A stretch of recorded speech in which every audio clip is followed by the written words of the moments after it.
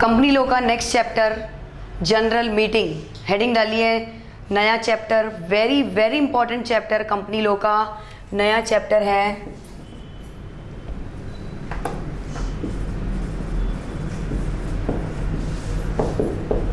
General meeting, heading डालिए very very important chapter of company law.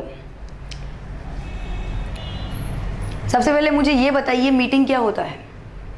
सबसे पहले मुझे ये बताइए मीटिंग क्या होता है। मीटिंग का मतलब असेंबली ऑफ पीपल। मीटिंग का मतलब क्या होता है? असेंबली ऑफ पीपल, पीपल्स का इकट्ठा होना। क्यों? To conduct the lawful business, किसी लॉफुल काम को करने के लिए लोगों का इकट्ठा होना ही क्या है? मीटिंग। तो लिखिए meeting, it means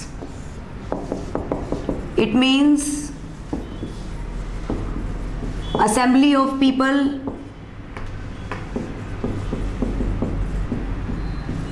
to discuss the lawful business।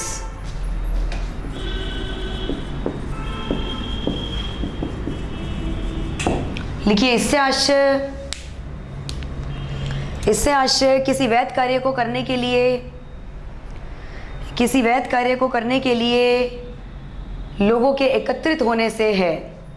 लोगों के एकत्रित होने से है। नेक्स्ट टॉपिक डालिए types of meeting. Next topic डालिए टाइप्स ऑफ मीटिंग। मीटिंग कितने प्रकार की होती है? ध्यान से समझना इस चैप्टर का एक एक टॉपिक।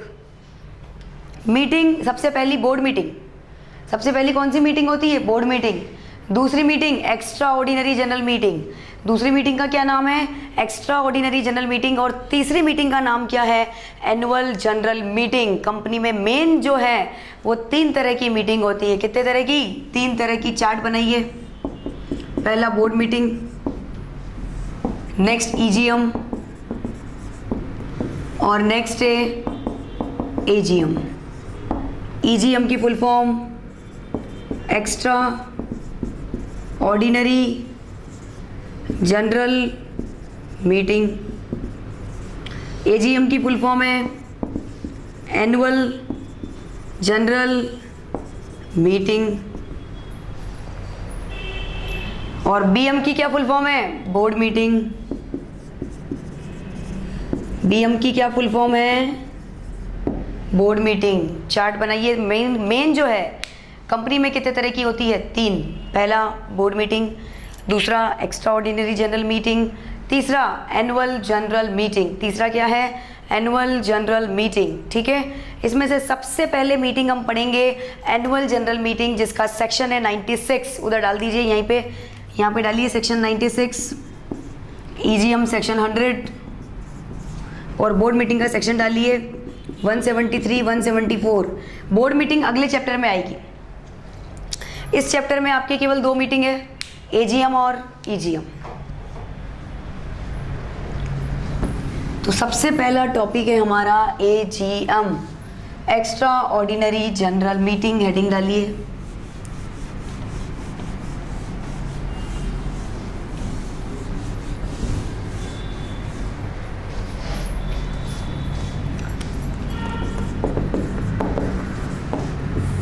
एजीएम का सेक्शन कौन सा है? 96। और फुल फॉर्म क्या है? Annual general meeting. हेडिंग डालिए। पहला टॉपिक, पहली मीटिंग एजीएम, सेक्शन कौन सा है? 96, एनुअल जनरल मीटिंग। अब मेरी बात आप ध्यान से सुनिए। नाम से ही पता चल रहा है एनुअल का मतलब साल में एक बार। नाम से ही पता चल रहा है एनुअल का मतलब क्या होता है? साल में एक बार। तो साल में एक बार, सिर्फ एक बार जो मीटिंग बुलाई जाती है उसे क्या कहा जाता है? Annual general meeting. क्या बोला मैंने? साल में एक बार जो मीटिंग बुलाई जाती है उसे क्या कहा जाता है? Annual general meeting. अब मुझे ये बताइए कि एनुअल जनरल मीटिंग यानी एजीएम बुलाने से पहले कितने दिन पहले नोटिस देना पड़ेगा? 21 दिन पहले। कितने दिन पहले? 21 क्लियर डेज बिफोर। अभी क्लियर डेज क्या होते हैं वो अभी हम पढ़ेंगे बाद में। तो मीटिंग बुलाने से पहले कम से कम 21 क्लियर डेज पहले आपको क्या शेयर होल्डर्स को, सारे शेयर होल्डर्स जितने भी कंपनी के मेंबर्स हैं उनको क्या देना पड़ेगा, नोटिस। ठीक है। दूसरी चीज़, जब पहली बार कंपनी बनी नई नई, उसको कितने टाइम में एजीएम बुलानी होगी। जैसे एग्जाम्पल सुनिए, अगर जुलाई 2015 में कोई कंपनी बनी है, क्या बोल रही हूँ मैं, अगर जुलाई 2015 में कोई कंपनी बनी है तो इसका फाइनेंशियल ईयर कौन सा होगा, 15-16। तो इसका फाइनेंशियल ईयर कौन सा होगा, जल्दी बताइए, 15-16। यानी कि मार्च 2016 इसका लास्ट फाइनेंशियल ईयर होगा। 15-16 का मतलब क्या है, मार्च 16। तो एक बात बताइए, ये जो पहली एजीएम है वो कितने दिन में हो जानी चाहिए, फर्स्ट एनुअल जनरल मीटिंग कितने दिन में हो जानी चाहिए, फाइनेंशियल ईयर क्लोज होने के 9 महीने के अंदर अंदर।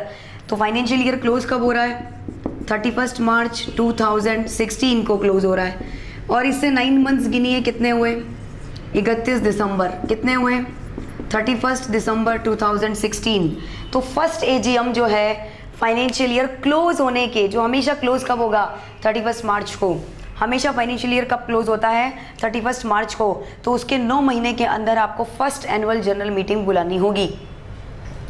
नेक्स्ट एनुअल जनरल मीटिंग कितने दिन में हो जानी चाहिए, नेक्स्ट फाइनेंशियल ईयर क्लोज होने के 6 मंथ्स के अंदर अंदर। क्या बोल रही हूँ मैं, फाइनेंशियल ईयर क्लोज होने के 6 मंथ्स के अंदर अंदर आपकी क्या हो जानी चाहिए, एजीएम। फाइनेंशियल ईयर कब क्लोज हो रहा है, 31 मार्च। अब नेक्स्ट फाइनेंशियल ईयर कब क्लोज होगा, 31 मार्च 16 को, ये तो फर्स्ट था। नेक्स्ट फाइनेंशियल ईयर कब क्लोज होगा, 31 मार्च 2017 को।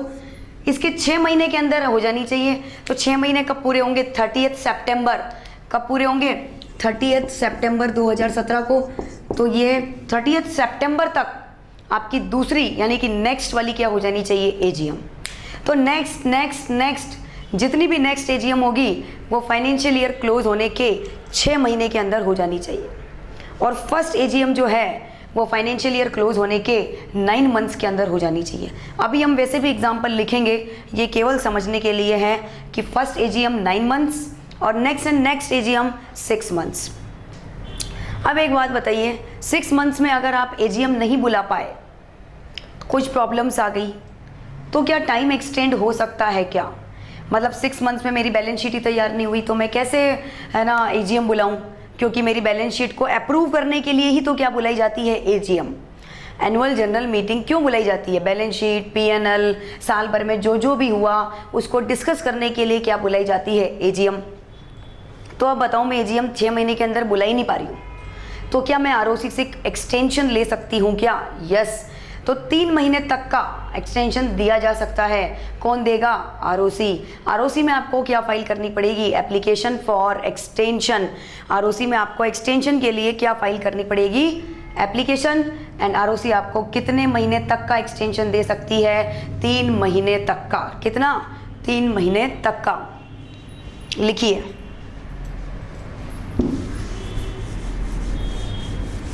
भाई ऐसी मीटिंग जो साल में सिर्फ एक बार होती है उसे क्या कहा जाता है, एजीएम। तो लिखिए पहले, the meeting which is conducted once in a year, it is called AGM.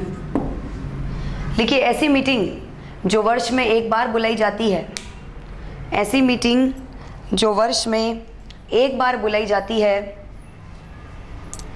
ऐसी मीटिंग जो वर्ष में एक बार बुलाई जाती है, उसे एजीएम कहा जाता है।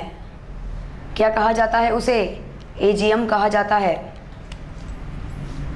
अब फर्स्ट पॉइंट डालिए, फर्स्ट एजीएम कब तक हो जानी चाहिए, फर्स्ट पॉइंट डालिए कि फर्स्ट एजीएम कब तक हो जानी चाहिए। लिखिए, the first AGM should be conducted within 9 months. Within 9 months from the closure of financial year. लिखिए, कंपनी की पहली AGM